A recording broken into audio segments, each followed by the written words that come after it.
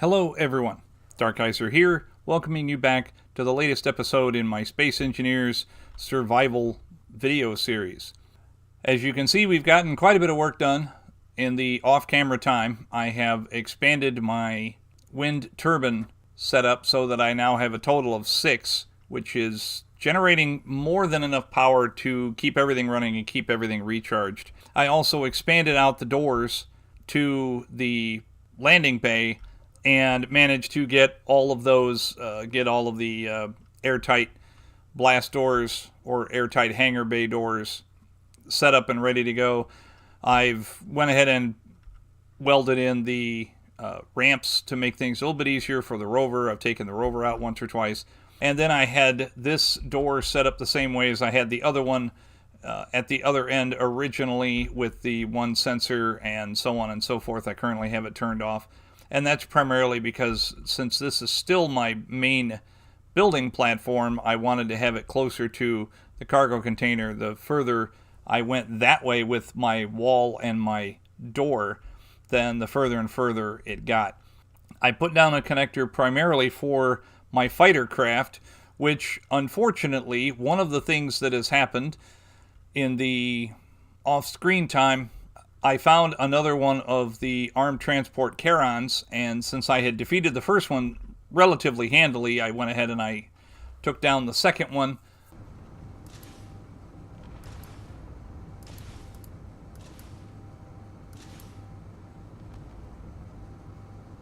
And managed to salvage that for a bunch of parts.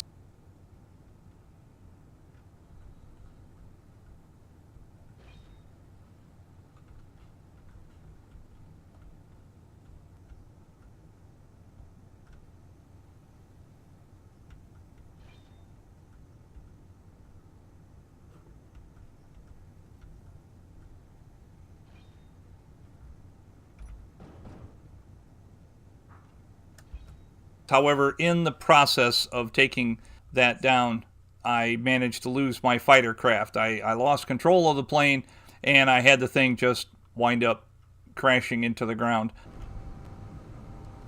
Hey, going down way too fast. Going down way too fast.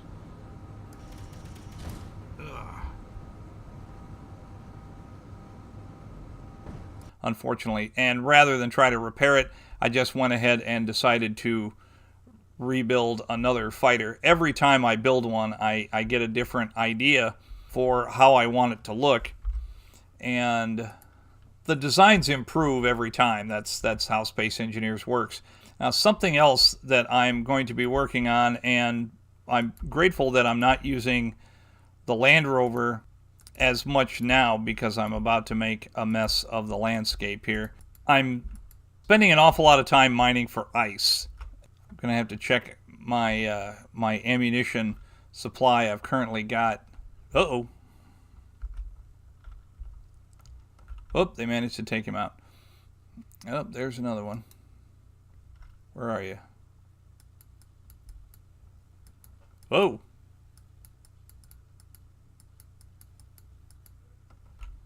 Anybody else?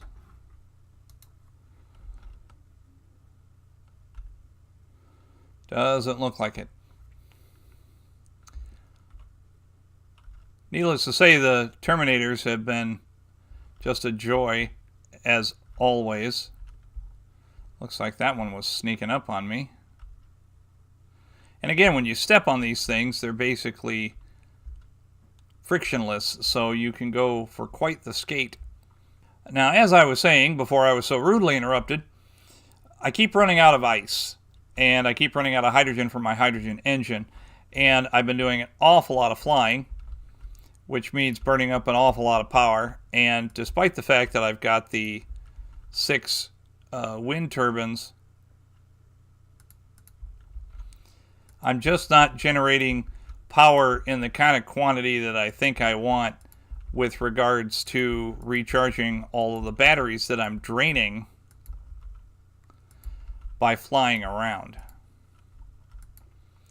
So today, I'm going to be putting up an automated ice mining rig. You may have seen similar things on U-tube. This one is going to be designed in such a way that it's going to have a base with a... I'm debating on if I want to do the cargo container and then just fly out with one of my vehicles and load it up and bring it back, or if I want to go ahead and plumb in all of the conveyors to the entire operation. I have quite a bit of ice nearby, but nearby is relative, and I honestly don't know if it would be worth it as a matter of how many resources it would cost. I don't know if it would be worth it to go ahead and run conveyors all the way out here. Of course, then again, anything that I spend to get out here, I'm just going to recuperate anyway. So, and it occurs to me that based on the design, I've got a few more blocks than I need.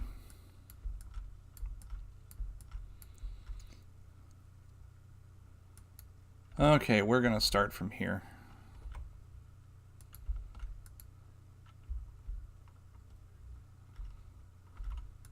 Now, unfortunately, this is outside the realm of my build and repair system, so at least I believe it's well outside the range, so I'm going to wind up welding this up myself. So there will be edits and so forth with regards to trying to eliminate some of the tedium of watching me fly back and forth for material. And we're going to go from here.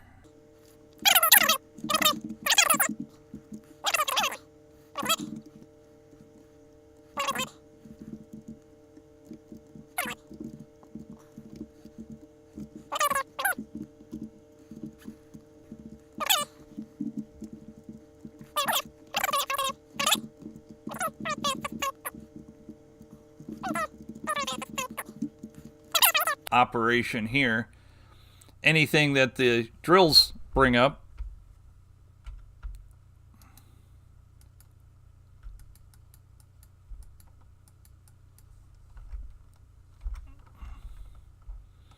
uh-oh, neighbors have been, oh, and see, there's the problem. One of the biggest problems with doing all of this and laying it all out just as a grid and then not welding it in right away. I'm pretty sure that that's my fault. I'm pretty sure that I cut that down with a stray bullet or 3. So what I will probably have to do is I will have to include a gun on the top of the tower. Seriously? I'll have to include a gun on the top of the tower to try to keep that sort of thing from happening again. And so now we're going to take a break for station identification while I go ahead. I actually think that my build and repair system, yep, my build and repair system is grinding that away. Well, we're going to have to go and figure that out. So, how about we try that again? During my off-screen time, as you can see, I've gotten quite a bit of stuff done. I had decided to just go ahead and plumb this in. And that's primarily because it occurred to me that after I go ahead and I run this plumbing system out, that it will be done and ready, and I just jumped too far. It will be done and ready for anything else that I decide to do of a similar fashion. And it will keep me from having to run back and forth to take any ores that I mine back to the base. So let me go ahead and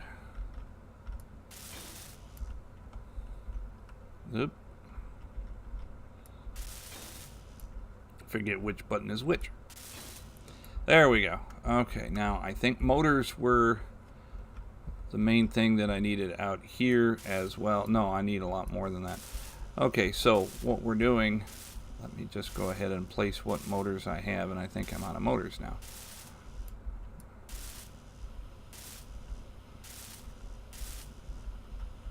Go ahead and get this stuff distributed, and then we'll take a step back.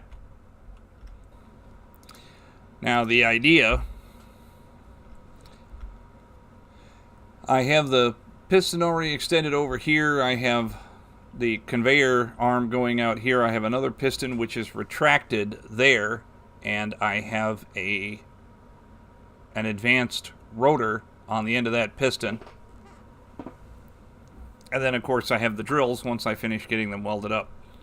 The concept being that I go ahead and I turn the drills on, and then I turn the piston on at an extremely slow rate of speed, and I will probably have it set a little higher so that I can get down just to the ground. And I will have the advanced rotor operating at a relatively slow speed as well. And then the drill heads will hit the ground and go ahead and begin digging, and they're going to bring up an awful lot of ice, and they're also going to dig through, and they're going to hit stone, and then of course the stone will get processed into silicon, nickel, and iron, which I don't mind at all. And now let me see what I need. Most of this I think is going to be construction components and large steel tubes.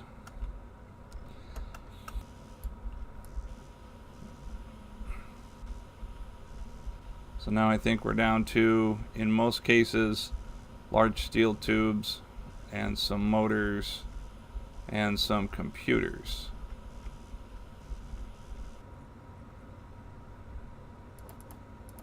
I don't think I'm going to need that many motors.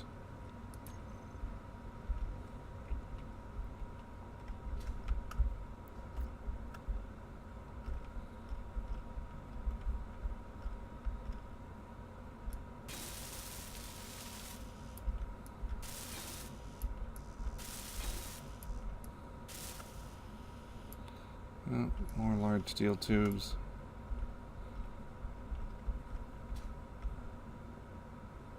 So we shuttle back and forth.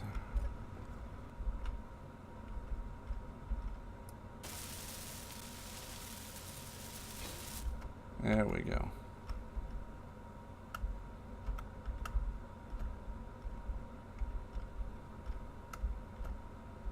Spotted one of these guys out here. More power cells.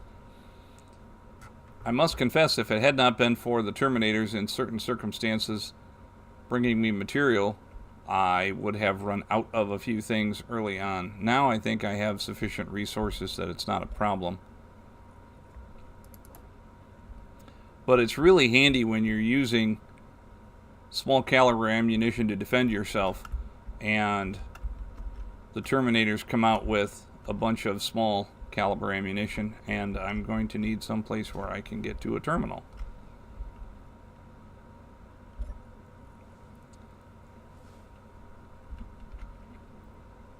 And of course I leave my HUD as transparent as it is for this reason, so that I can see through it, and in many circumstances I can go ahead and use this to look through the back of the HUD and actually see what I'm doing.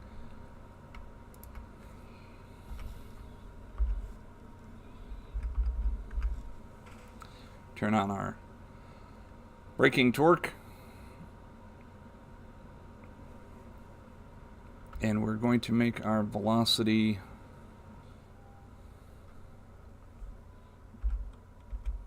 let's make it half a revolution per minute.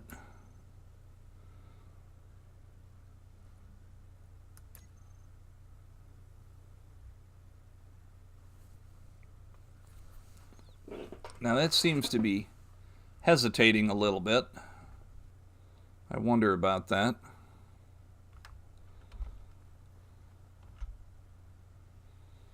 However, it does appear to be working.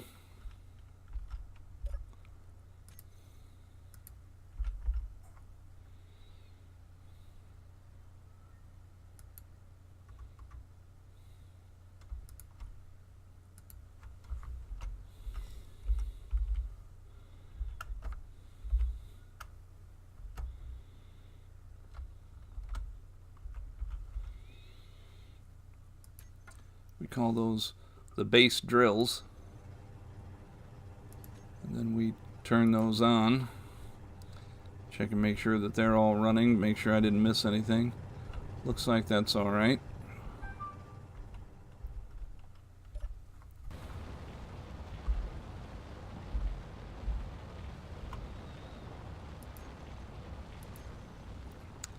Now let me do that again. Now it's running at 1/10 of the speed that it was before.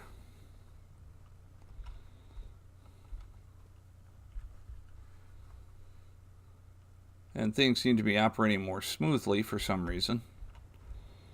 I've taken the liberty of putting a couple of guns up at the top, since the gun turrets up by the base shooting at everything actually cut through all of my work last time, which was more than a little frustrating.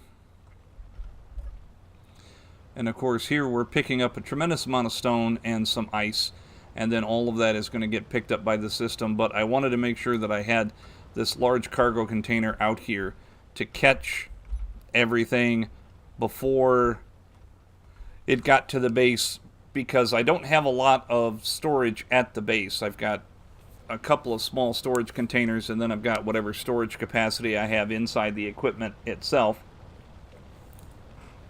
So I thought it would be better to have a large storage container out here, because even if my equipment gets jammed up or shut off for some reason, then all of this will still hopefully continue to work as long as I have power running out to it, and everything will at the very least go into this container, even if it doesn't wind up getting processed right away. And this is all going to be stone and ice. Now this should theoretically give me a sufficient amount of ice that I should be able to run my hydrogen engine pretty much indefinitely until all of my batteries are charged.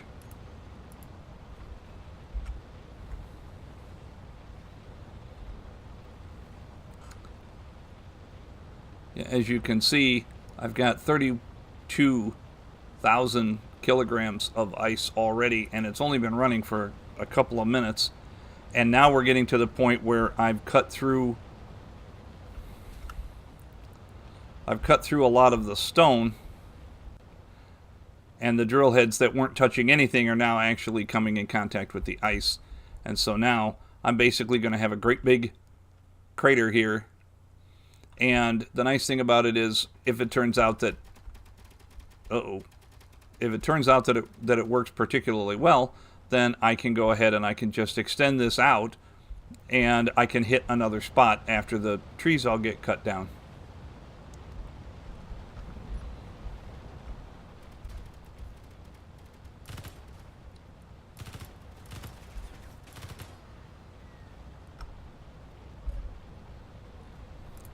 More stuff. Compliments of the Terminator delivery squad. And an assist from some of my gun turrets. I think that's another one over there.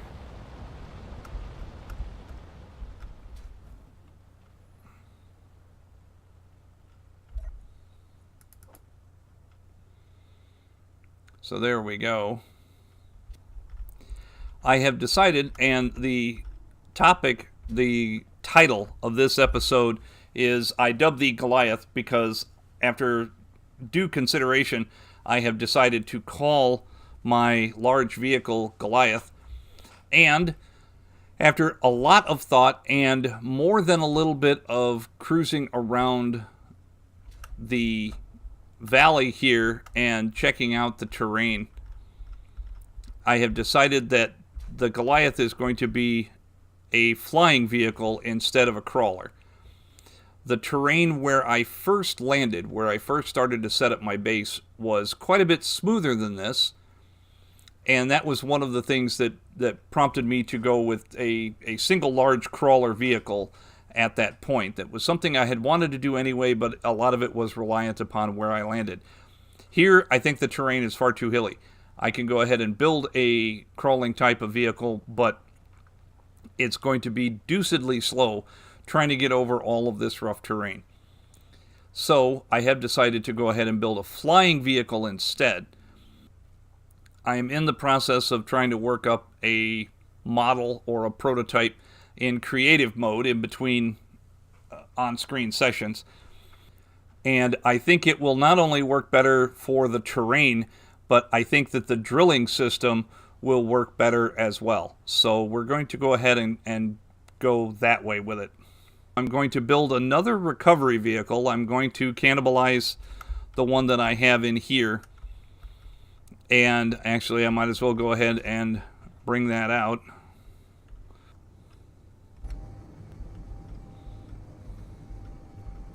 So as I was saying, I have decided to go ahead and cannibalize this and build a different recovery vehicle. Although this one has served me in pretty good stead, I have decided to go ahead and use the more traditional grinders with regards to recovery vehicles. I've decided to go ahead and remodel the thing so that it has grinders on it, as opposed to having the build and repair system. And I may actually go so far as to make the thing large block. It would be one heck of a recovery vehicle, but then again, some of the things that I've been attempting to recover have been pretty good sized.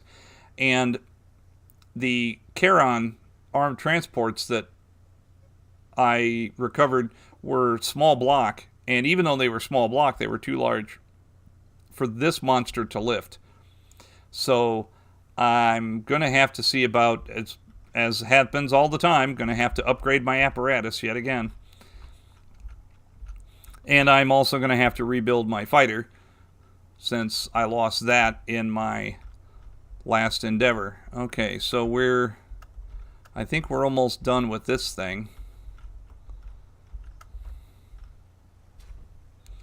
As you can see, it was only a few minutes for me to run this thing out. It took me longer to build it than it's taking me to actually recover the resources.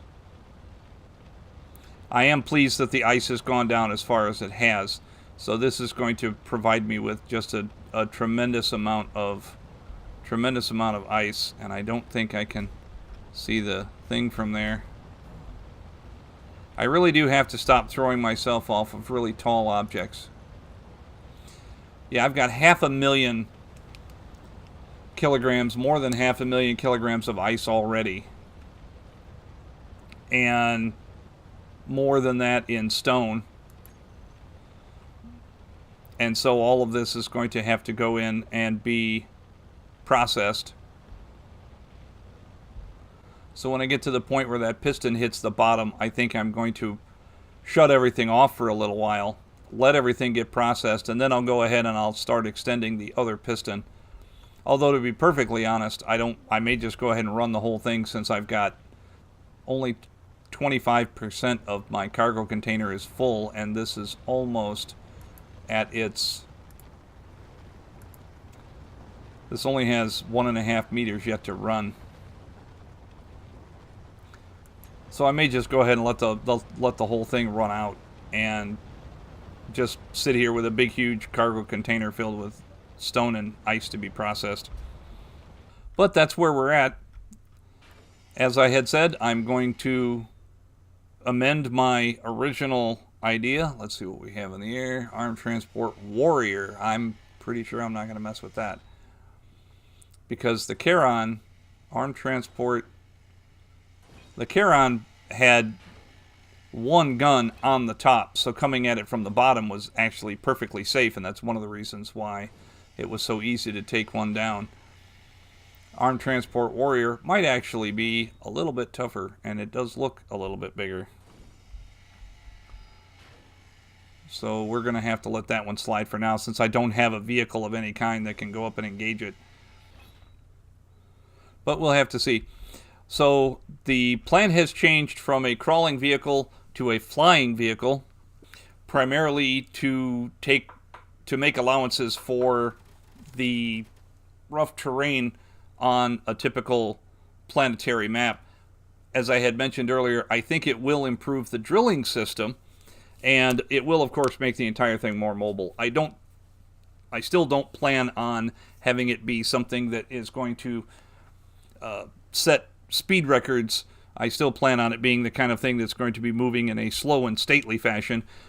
But since most of the vehicles that I've encountered that are flyers in the map are armed, I'm going to have to make sure that slow and stately equates to well armored and really well armed. But I have some ideas on that anyway.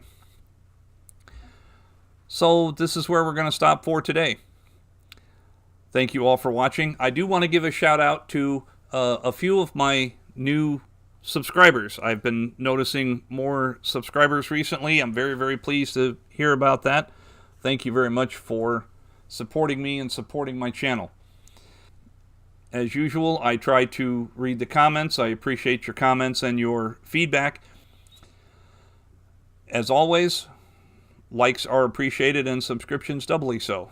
This is Darkeyzer signing off. Thank you for watching.